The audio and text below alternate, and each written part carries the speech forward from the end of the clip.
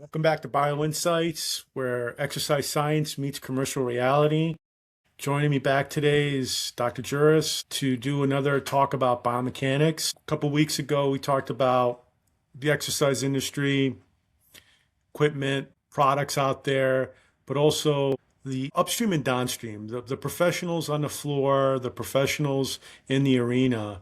And I think what really is a good example to kind of set all this discussion up is, we can talk about, let's say, premium treadmills that sell concept to the market space. They sell this high cushion joint saving technology. So people think intuitively that soft means gentle, but the leg acts like a spring, biomechanically, and it adjusts to the stiffness to the surface. So on a softer deck, actually, the leg stiffens and compensates. So it actually has to overcome and has to work differently and harder. So that joint protection that promises mostly doesn't really land as advertised. So what we need to understand is, and what we're going to talk about is how the nervous system adapts before lap one. So, machines, even sneakers today, that, this whole episode really talks about the biomechanics and how it's advanced on the gym floor or not. And it's handed a workforce that has never really been taught about the physics or the biomechanics to read it. So that's why Dr. Juris is joining me today. If you guys haven't heard him before, he was a former chief science officer at Cybex. He did running biomechanics and motor control research inside the equipment company. He built a training education platform for Equinox Fitness Club, and it was the Equinox Fitness Training Institute. So he's lived on both halves. I've been on both halves as well. Those who followed me know that I've been on the wearable tech side, been 25 years CSCS accredited. And really what we're going to talk about today is exactly this, talking about this disconnect. So welcome back, PJ. Great to have you here. What are your thoughts so far on that? Well, thanks, Marcelo. And as usual, it's always a pleasure to be here with these conversations. I think, what you're kind of getting at is that equipment manufacturer is producing a product and they're trying to create certain attributes, right? Certain capabilities within that product and design features and function. And then they're selling that product in mass to, gyms and rehab centers or whoever, even end users, right? Customers, they have a light commercial version or a consumer version. The consumers are taking this product and they're essentially taking what they're given at face value. It's a leap of faith that whatever the manufacturer says, A, they're doing, and B, is the right thing to do. And so the gap is in really the knowledge base on both sides. What do the manufacturers know? Who is it that's developing this product? What do they think they're creating? And are they creating it? And on the other side, the consumer, being the gyms or the personal trainers or the professionals, what do they know about detailed biomechanics of this thing that they're receiving? And are they even in a position to ask a question as to why is it doing this? And should it be doing this? And is it really doing it? And so there's this huge education gap on both sides that often leads to misunderstanding, poorly designed equipment, and on and on and on. So that's kind of, where this is. It lives in the science that underpins the technology and the human motion, and the fact that that science isn't really well understood on either side of the equation. Yeah, and that's the biggest challenge, right? Because that void or that gap that we see that happens upstream with the equipment manufacturer, it's almost been designed by looking at pain points or looking at how we can modify behavior and not really sometimes trying to engage the outcome that it's intended for. Because Right. Or it's non-impact. right, or driven by a trend or a fad, or, what Yeah. is it that people want? Oh, well, we'll make it, not necessarily questioning whether they should. My quip about fitness equipment manufacturing is their motto is usually, or their question is, how can we make this? That's what the engineers are asking. How can we make this? And the scientists that are standing in the lab are asking, well, why should we be doing that in the first place? And that's where there's friction actually in the system. And I've experienced that directly, working in with manufacturers and from different companies. Yeah, it's always a struggle because even with products that actually provide a meaningful outcome, that is not sometimes, communicated effectively and not really leveraged enough in facilities as well. I think, there's so much potential in the market space, but then what ends up happening is when good products are made with good science downstream, we're talking about these fitness professionals that go through this curriculum that have been standardized in the 80s and 90s historically. Let's talk about that a little. It's been built entirely on that methodology is built on cardiorespiratory physiology, heart rate zones, thresholds, the engine. It's really teaching people anatomy as geography, not as physics, biomechanics. So it's thinned out a little as well. And you're studying vocabulary words, the name, the origin, the insertion, and it falls short. So it prepares someone for the rigor of exams. And really, there's a barrier. The barrier is really the diploma, right? The CPR card, the multiple choice questions, no hands-on practical work. You've also been a professor, so you get this. Are we really teaching people to pass a test, or are effectively teaching them to really understand the problem? And that's really, I think, the void at downstream to this problem that we're seeing. It's smirking when you're asking that question because I think the answer is self-evident. I don't think we're, especially when it comes to training fitness people, we're not teaching people really how to think. We're just giving them a bunch of information to memorize. And, to that point, you talk about anatomy. We used to do an intake exam when people were coming into Equinox, right? So we had that inbound test just to see where people were. And virtually everybody could identify a picture of a muscle, right? So if I show you an image of a muscle and ask you what muscle is that, then almost anybody could answer it if they've done any amount of memorization and work looking through the textbooks or whatever guidebooks they're getting from their certification. But if I ask you, for example, if you're doing an elbow flexion exercise, what other muscles have to work in order to stabilize the structures? Nobody can answer that. I mean, nobody's probably a little bit excessive, but very few people understand that, the biceps is a biarticular muscle, and if it's pulling at one end, it's also pulling at the other end. So what has to happen at the opposite end in order to provide stability for the biceps to work at the elbow joint? That kind of stuff is not taught in certification programs. So consequently, people don't really understand how the system is functioning. So if you don't, then how are you coaching anybody to do exercise? Yeah, we're studying it from a slab as opposed to in line of gravity and in movement. And that was always a big pet peeve I remember in teaching EFTI and in trying to work with different type of trainers. And, you've seen what the benefit is though of education, right? And how, what it showed, right? With a trainer that had 10 hours to a trainer that had 270 hours, and what was that outcome? And I think it really equals this discussion point that downstream, if we take the time to really invest in those people, we can create a better product, and therefore create better revenue too for the organization. Absolutely. And just to preface this whole conversation, because I'd love to get back to the treadmill part because it's so Yeah. fascinating.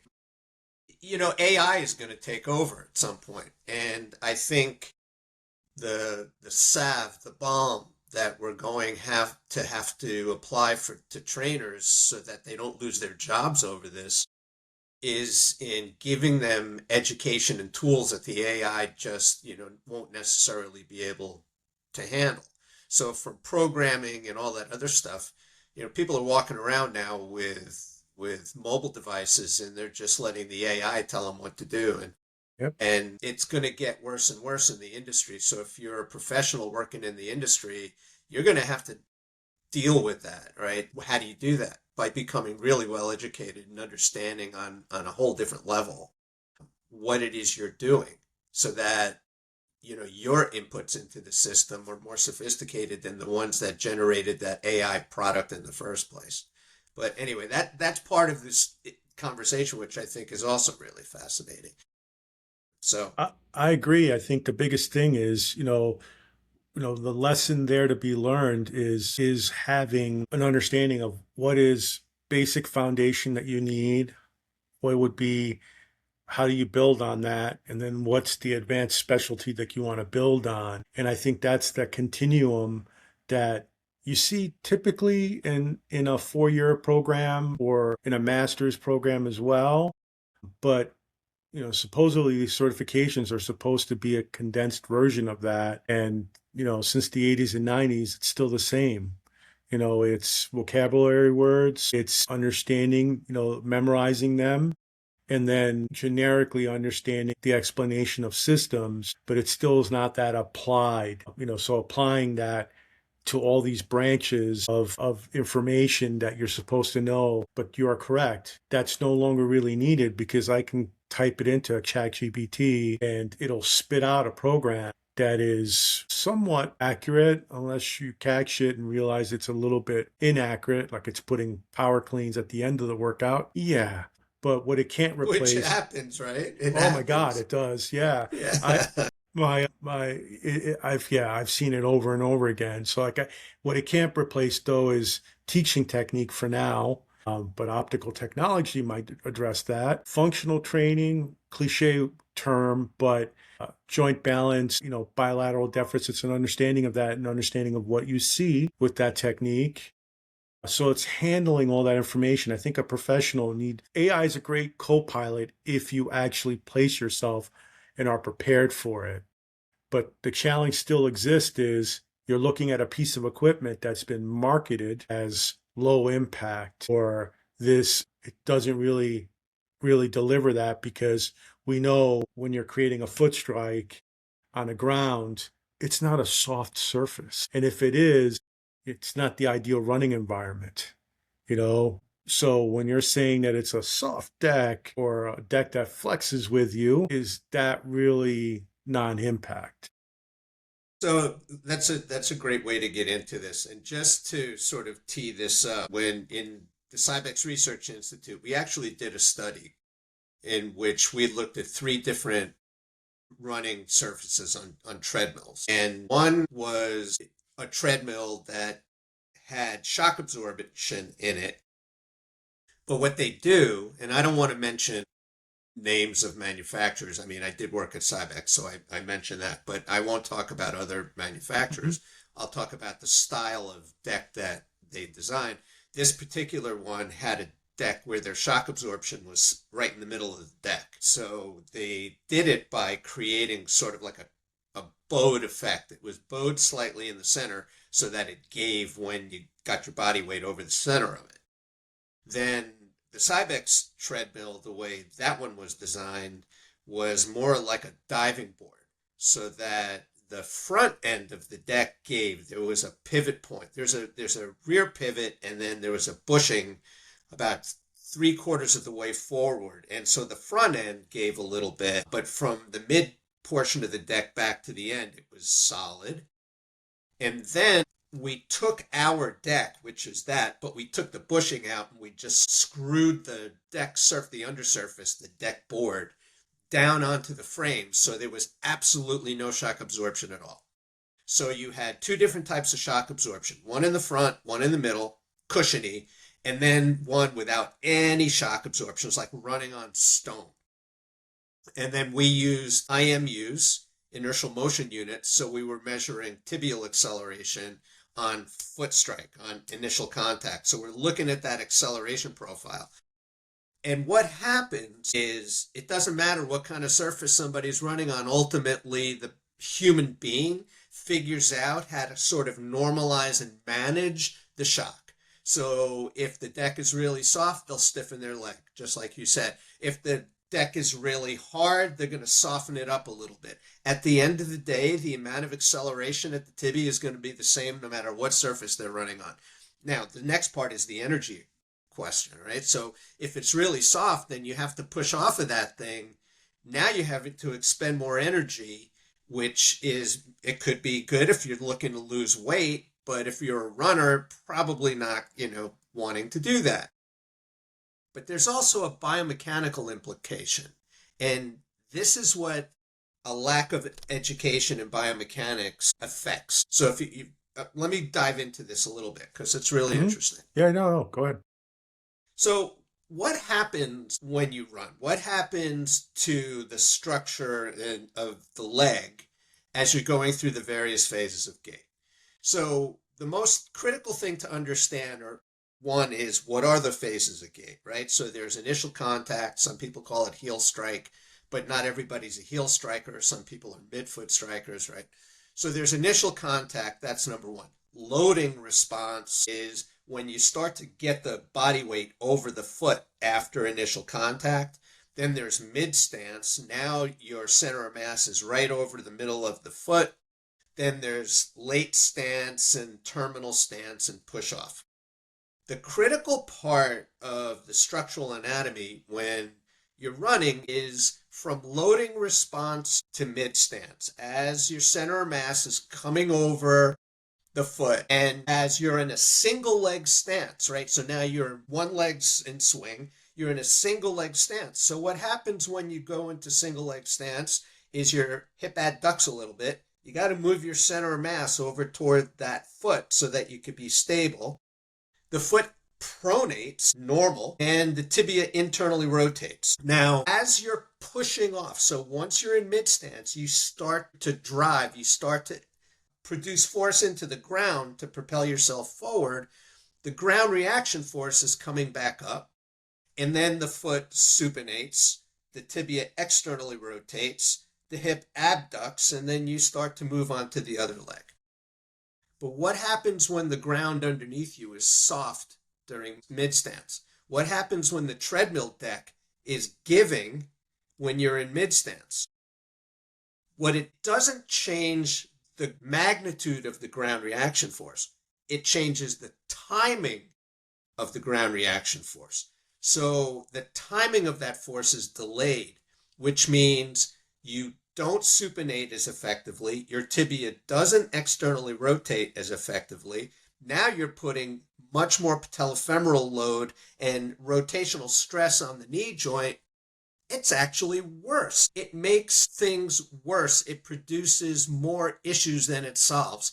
So when you have a really soft, flexible deck, it's not good for you. You're better off running on concrete. No, and it's interesting too, because then, let's take the mechanics of that, right, on a single leg. The other example of this in the strength training floor would be a single-legged squat. Where Perfect people, example. yeah, they'll see an opposite hip drop and say, "Oh, that's a Trendelenburg sign."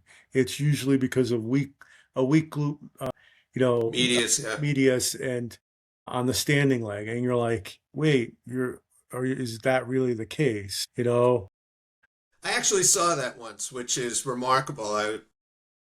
I was observing a workshop that was being given, and they were doing one leg squats, and the person that was conducting the workshop watched something like this happen. Again, doing a single leg squat's the same thing essentially as what I just described in Yeah, running, right? yeah, So your hip has to adduct. You have to. You can't maintain equilibrium if you don't adduct your hip and get your center of mass over your base. So he saw that happen. He saw someone's hip adduct and he's yelling, Trendelenburg, Trendelenburg. I'm like, wait a minute. yeah. This is just normal. This is what people have to do. Where do you get this Trendelenburg thing?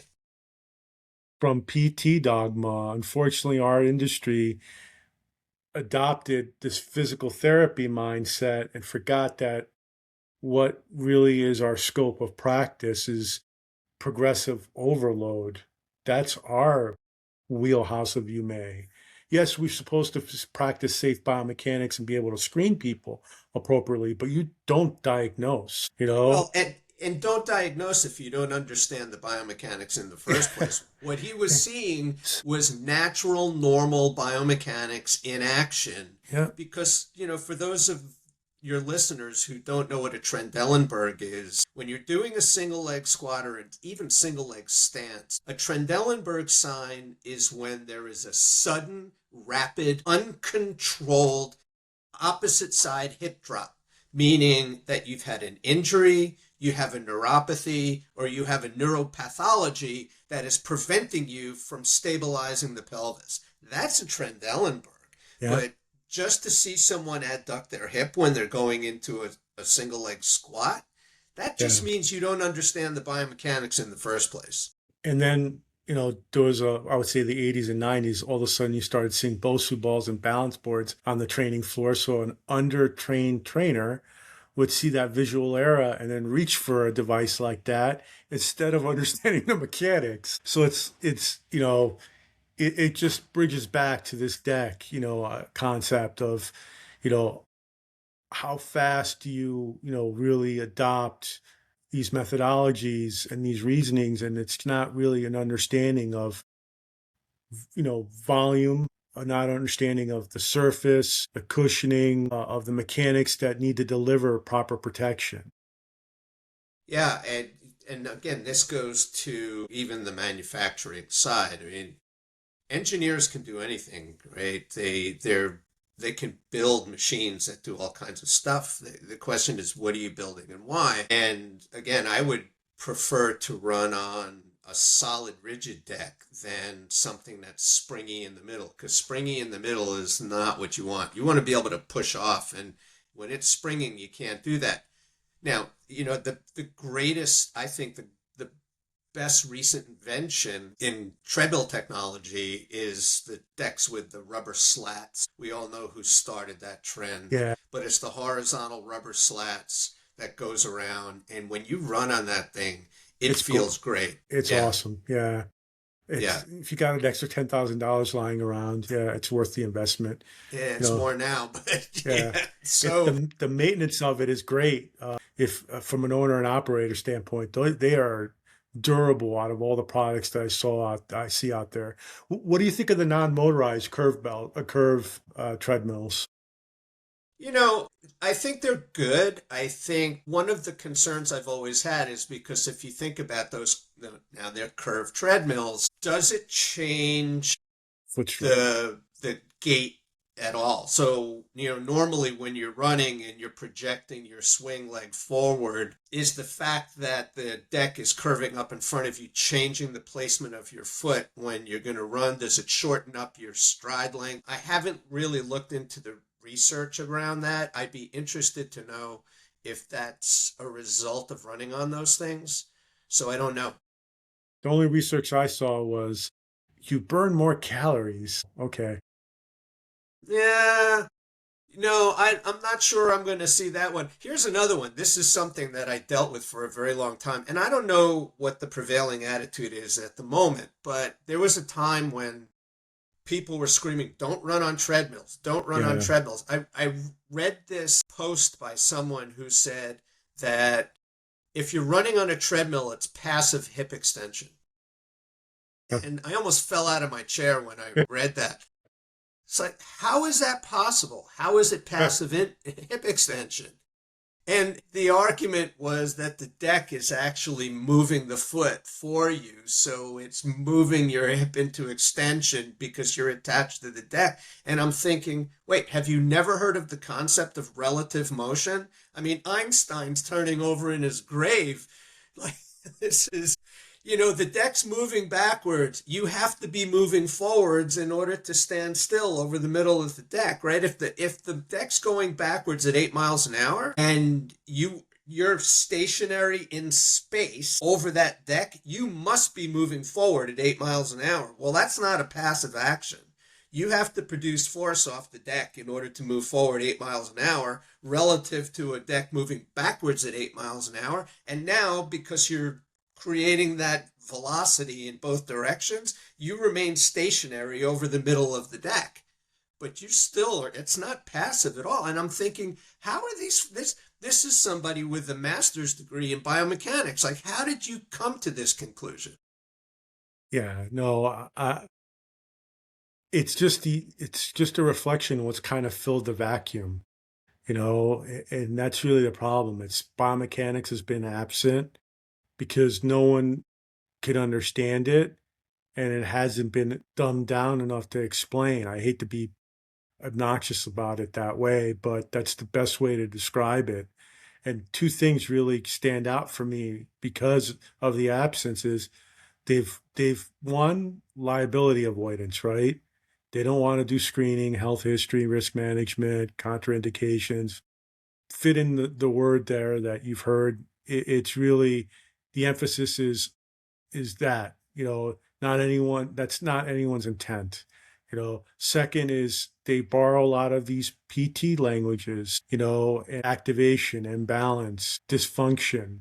So the workforce that we're talking about sounds like they're clinicians, but can they reason like a clinician?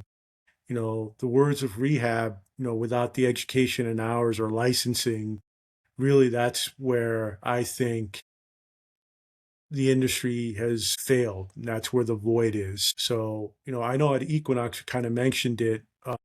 You made biomechanics a core, almost a lifestyle model. What drove it? What did you see that was gained and lost? So it's a good question.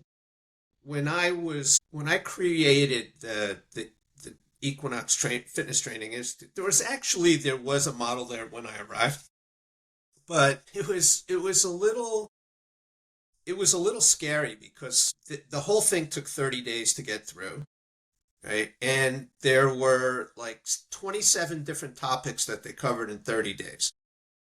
Now, my philosophy on education and learning is I'd rather go an inch wide and a mile deep as opposed to, a mile wide and an inch deep. And so they were going a mile wide and an inch deep. They were trying to give people so much information without any depth of real focus to sort of fill up their head with stuff.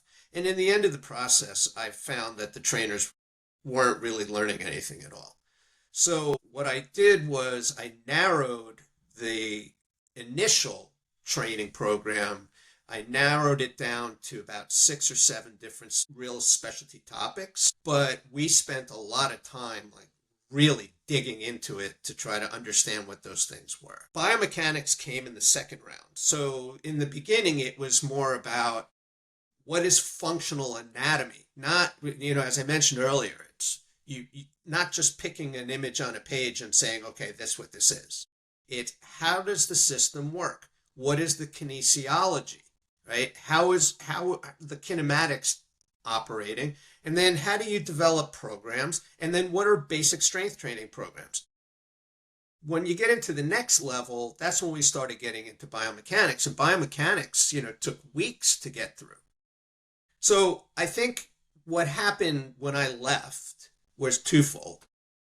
First of all, the entire education program that was built took about 18 months to get through. Not a month, 18 months. And I think the organization looked at that and said, no, it's taking too long. Like, we want the trainers to be educated enough so that we could charge more for their services sooner, so that we can make more money sooner. And we just need them to be able to get through so that we're able to do that. That was number one. And number two, when I left, I don't think they had anybody who could really continue to deliver a biomechanics education, because most people weren't trained in it in the first place. And someone said, as I was leaving, we had a conversation, and she said to me, the first thing I'm going to do is get rid of biomechanics. I'm like, oh, great. That's the last thing you should be getting rid of, but go ahead, have at it. And so that's what happened at the time is, one, training needed to be more expedient. We needed to get people through this quickly. We wanted to make more money, and we don't have people who can teach us anyway. And then what you just said is most organizations adopted more of a physical therapy, prescribed, recipe driven type of approach. And because it was coming from physical therapy, it was absolutely legitimate. Nobody asked any questions about it. And they just said, okay, we're going to do this. And it's really easy. We'll teach people how to do this. And then we're all set. We don't need to do anything else. And you can accomplish that in a month. Yeah. And I think that's kind of, being on the floor at that time, that's kind of where we saw a ongoing void, where we kind of, it was a circus almost, where there was a lot of good trainers, a lot of good practitioners, but when they didn't understand it and you put people on a balance board or on a Bosu ball and saying it's these terms, it's not really that. So it's if you're going to be a responsible instructor, understand what you're teaching, know what you're teaching, and then be able to explain it. If you can't, then don't teach that. Stay within, because to be honest, it doesn't have to be that complex. And our responsibility is progressive overload and making sure that they're putting on lean muscle mass and that they are modifying their behaviors. Because if they're not consistent and disciplined and coming, because at the end of the day, that's how you also make money, right? That's what also I feel like the 18 months showed a career path, because when I hired instructors, I explained to them, it's like, hey, you can make this much money, but you're going to have to fulfill this education. There's no guarantee it's, in that you're going to pass, but we're going to support you. You have a mentor, and it created this career path. I will say it's the only organization out there that has really that kind of career path. The only other organizations I might have seen, they do, like certain franchise models now kind of have a lot of certain onboarding, but it's not long term. It's not ongoing. So what we see that downstream effect is then what's going to happen to that community, right? When things like that are removed, and you're seeing more and more now hardware on the training floor, tools without literacy, and you have these human bodies, these engines. Now these organizations are adding, technology. Let's talk about force plates, velocity VBT units, motion capture, wearable devices, these biomechanic tools on top of a void that is existing. So the workforce that skipped the biomechanics and can't and see these metrics, and you add it on to this, are we minimizing anything? Are we just further degrading it? That's a really good question. I think, with all the technology coming through the system, I think the tech is outpacing the education like 10 to 1. So yeah, we look at all these devices and we see these fancy screens and metrics that come out of it. But if we don't understand A, what we're looking at, and then B, whether there's a question about what we're looking at, if we can't really explain what the data mean, then we're just taking that information at face value. And again, it's another leap of faith that what it's telling me is good, valid, credible, meaningful, actionable, and it's not necessarily the case. And so we become slaves to the technology without having any control over what it does, why it does it, and how we can potentially use it. And I just want to go back to the question you asked early. Are we teaching people to think or just to absorb information? And I had an experience I went to an NASM workshop. It was a weekend workshop, and this literally happened. It was 2 days. It was 8 hours each day, so it was 16 hours. It was a lot of education. And for the first 12 hours, right? So the whole first day and 4 hours into the second day,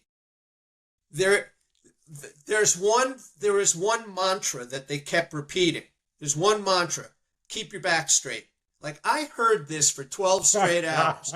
Keep your back straight, keep your back straight, keep your back straight. I'm like, okay, I get it. I promise you I will keep my back straight. Then it got into core training, and they put everybody on a physio ball, and they said, now flex your spine. And I'm looking around the room. There were 100 people in the room. I'm looking around the room, and not one person put their hand up. Not one. And so I did. And I said, wait a minute. You just told us for 12 hours to keep our back straight, and now you're telling us to flex our spine? What's up with that? The point I'm making is there wasn't a single person, not one attendee in that entire room that had the wherewithal to ask that question, which means they're not thinking, they're just doing. So, my wife has her favorite expression: when all you do is do and do and do, you end up with doo-doo. Well said.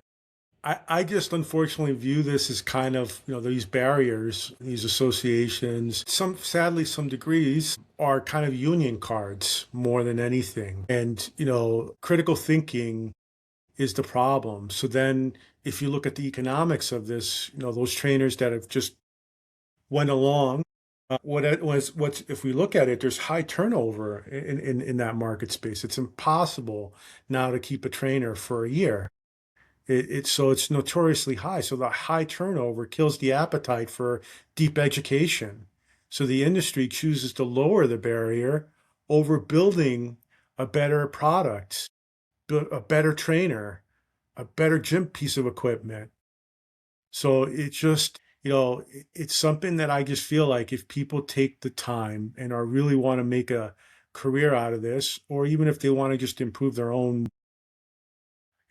family's health or their own health, they need to understand, no certification's perfect, but understand that the method, the science behind it, and to your point, challenge it.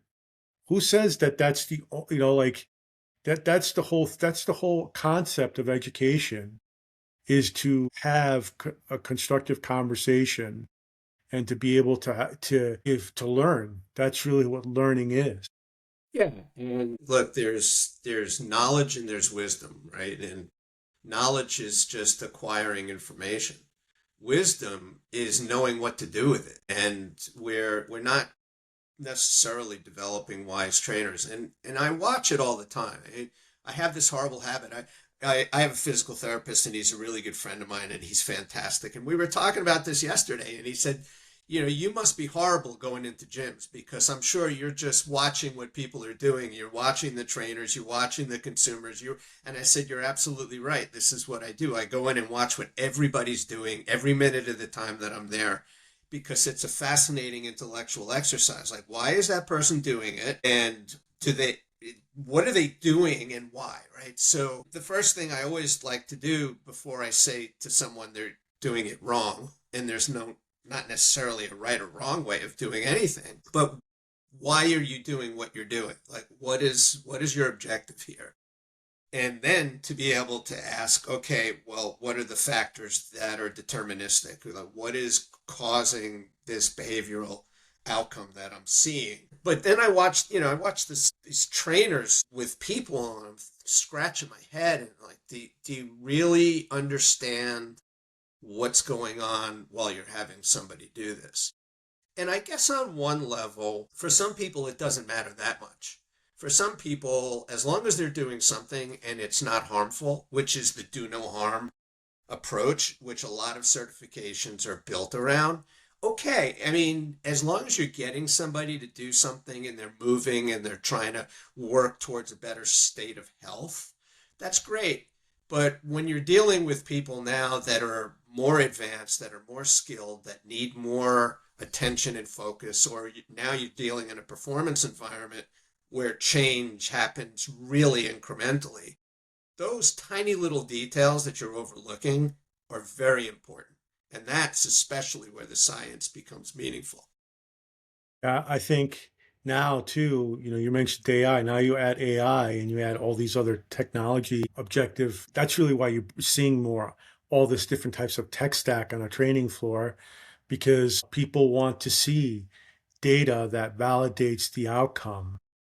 But the challenge with that is, does that what you're using to say that you're moving effectively or that you're training effectively, like you're training at the right heart rates, or it's assessing your squat, or it's measuring your velocity and your power. Is that really what you should be doing? Do you understand what is the training stimulus from that activity? And one data point doesn't really substantiate a training outcome. And I think that's the challenge here, where I think if we look and collect data over a period of time, we can then make a better decision. But often we look back and realize we've done more damage than we've done benefit to that person's program. So that's the challenge with all this, because we need to not think as an engineer or as a marketer who's ever creating these products out there. I hope you're listening.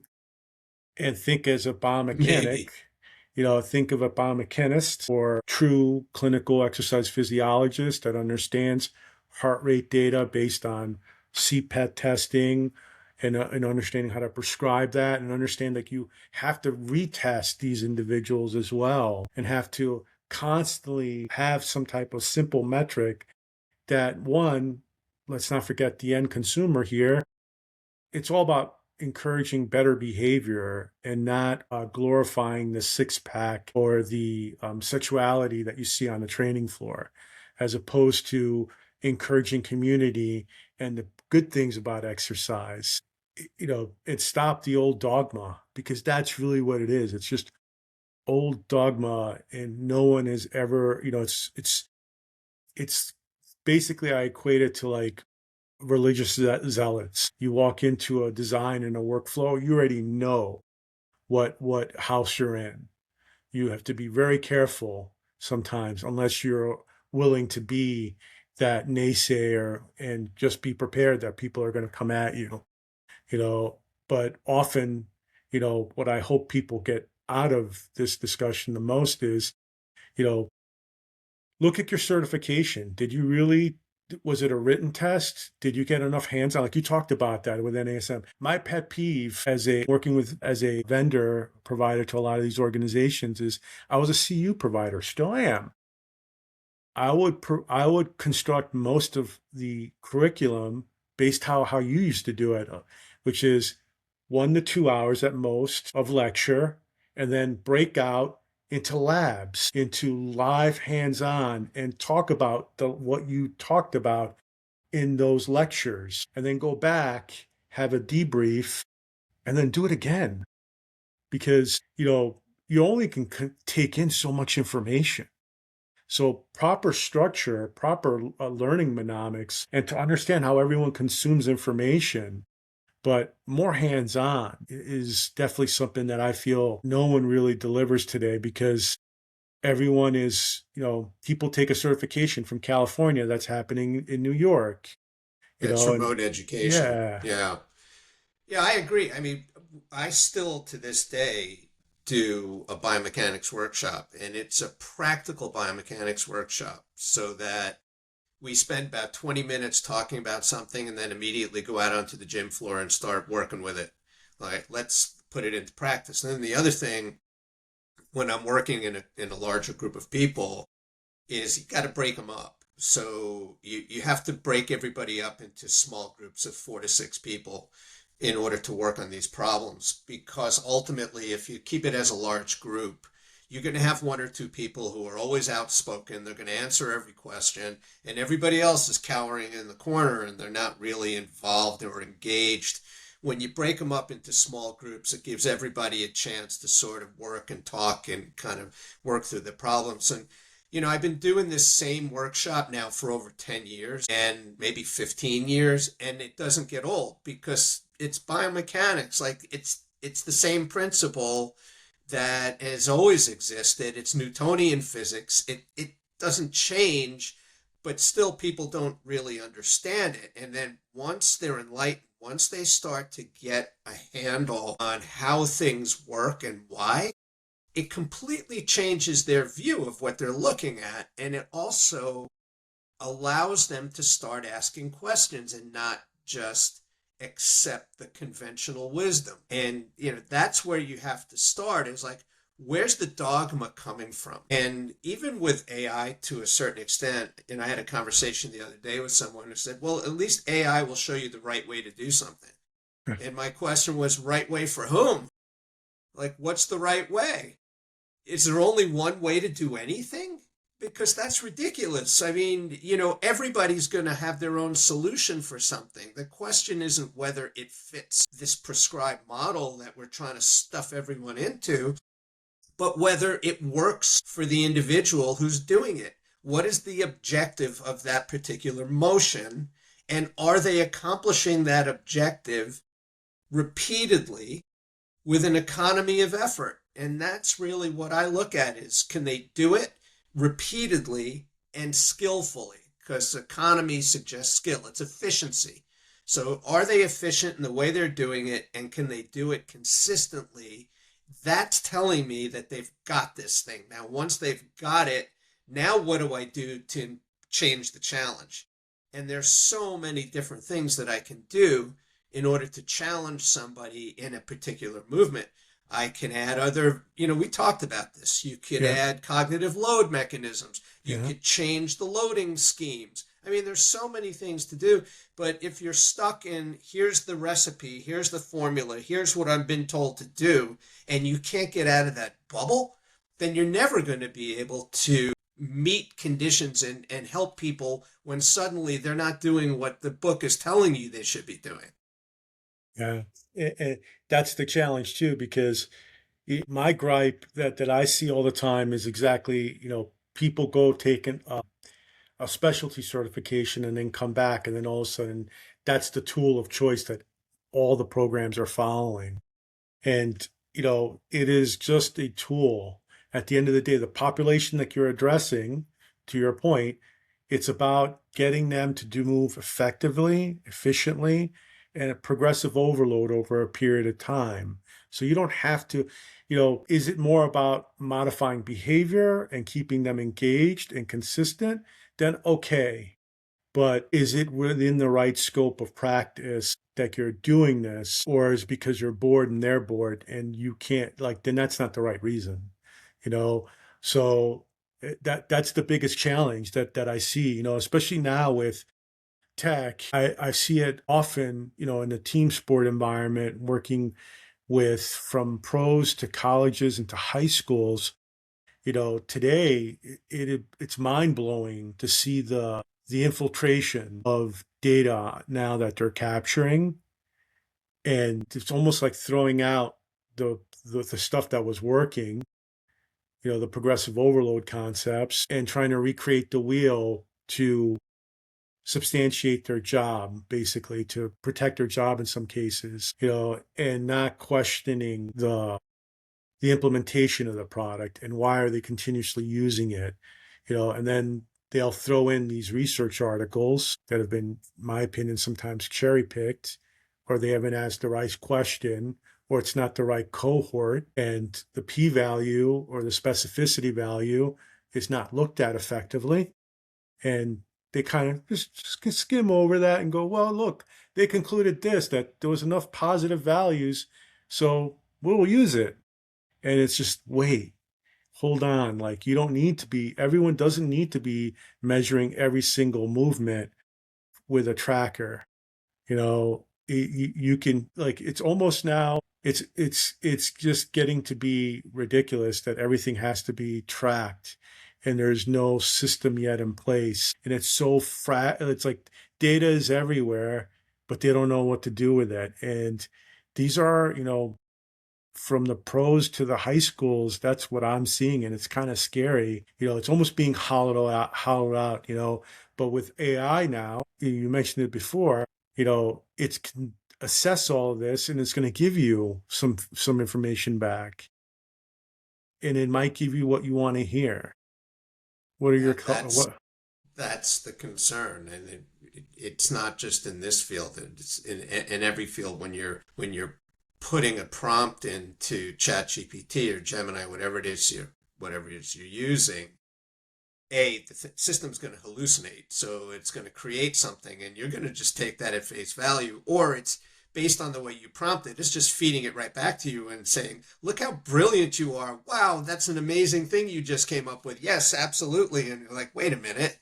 If I make up nonsense and it comes back and says that, then I'm not going to run with what they're telling me. I mean, and you mentioned the research stuff, which is interesting because you have to ask how many people really understand how to read a peer-reviewed empirical research study. And unless you've gone to grad school where you do that as part of your training, most people don't know how to read a research study. So maybe they'll read the conclusion in the abstract and say, "Oh, look what they found."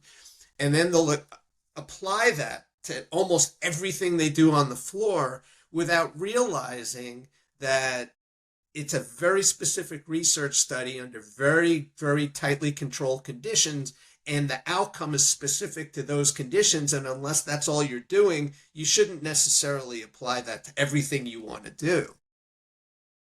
So how do you get people to do that? I mean, we used to have a journal club at Equinox where Yeah, I people who love were that. interested in learning how to read research, like we would cover a research paper Yeah. and just say, "Okay, folks, let's get into this so we understand what all the sections are, what they're trying to do, how the experimental design was structured." And that's helpful. But some of the stuff is, like people read this and they just run off with it.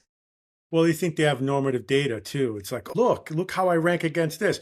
Hold on. It's like, it's I being on the side of product development and seeing often the demands. Well, where's your research? And nothing is pure, even if you have research, nothing is pure is going to say that that's 100%. That's where I Nothing's think ever 100%.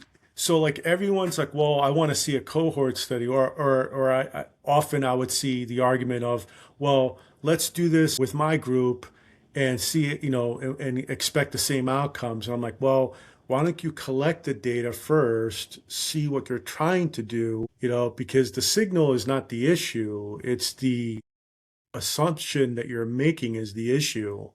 Because it should be reference data, not normative data that you're making a decision on. And that's like when people, I mean, I think that's the default for a lot of professionals that are making that purchase decision. Well, let me see the research. And I'm like, well, I can show you some research, but why does that matter? What is that going to make your decision? Because if it is, here's a population size of 5,000 people with this great statistics. Okay, when do I expect the order? And it's like, people will be like, well, they don't know how, to your point, they're looking at it going, reading the abstract and conclusion going, well, I don't know, and it's so frustrating when I hear that, or even better yet, where's the raw data set? Okay, here you go. It's like, what are you going to do with the data? Because to your point, like it's all ones and zeros. Do you have your own algorithm, or do you know how to actually filter out the data? And why are you going to apply that filter again? And is it a high pass, low pass, band pass? Pick your terms that you're going to throw at me. And like I've learned so much in working with different clinicians and biomedical engineers. And when I get into this topic of research, one, I have to thank you a lot from those, that journal club, because the basis of statistics is not something to be glazed over. You need to understand that concept.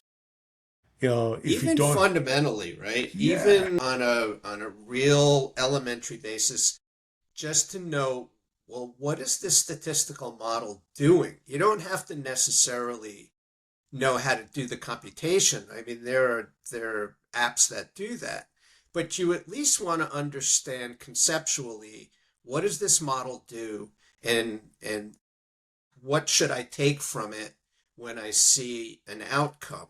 And I've seen stuff done. I was working with this person who was having research done on a device or on on a conceptual device. They manufactured a condition, and the research was done so poorly. And he was just taking the data and saying, see how great this is, this great thing that I created. And I was telling him, no, that's not what this is saying. In fact, it's probably saying the opposite. And there are so many flaws in the methods that you can't make the claim that you're making based on this. And which is not to suggest that all research is bad. Like, there's some wonderfully done studies. There's some incredible information out there. But what it suggests is that we as professionals or practitioners need to at least understand on some fundamental level what it is we're looking at, what we're reading, and how, if at all, we can use it. And just as a case in point, when the high intensity training, high intensity interval training was really hitting its peak and Tabata methodology came out. Remember Tabata? Okay. Yeah. So, everybody was like all over that stuff. 15 on, 15 off, 4 minutes. Come on. Let's gas right. you. Puking all over the place. And what people don't necessarily understand is, first of all, Tabata, he's a professor in Japan. He's a physiologist. And he did this research in a college laboratory. And he took students from his exercise physiology classes and he paid them to be subjects in this study. Now, it basically says so in the research. So you have motivated students who are getting paid and probably extra credit for doing it. So these people didn't care if they were throwing up all over themselves. But you know what? Most people who go to the gym don't want to throw up all over themselves, and they don't want to be pushed to that level because it's ridiculous. So here's an example of people seeing a research study and saying, yeah, man, let's go. When the reality is the conditions under which that research was conducted were severe, and nobody's going to really want to do that. Unfortunately, though, they took that, right, and created this church of high intensity. Exactly. And it's you a have church. followers. So that's kind of my point. Like my comment before, it's like, and if you say anything, it's like, there's a law of diminished returns, right? And the training effects from that, eventually you're going to get collateral effects from that are negative. So you have to be able to, it's like you have to have balance, like rhabdo. It's like that could kill a person. It's like, so it's like liver damage, kidney damage, it's you're trying to figure out. So it's like you're trying, like, it's a great tool. I think his intent was you can elicit a training effect if you get to your point, like basically people that are going to be committed to hitting that intensity, which, to your point, no one's going to get above 90%. You know how hard it is to be above 90% and truly sustain it? And most people can't because they're either too weak, they don't have the stability to maintain above that training effect. So that shouldn't be the goal. That should be like a long-term goal.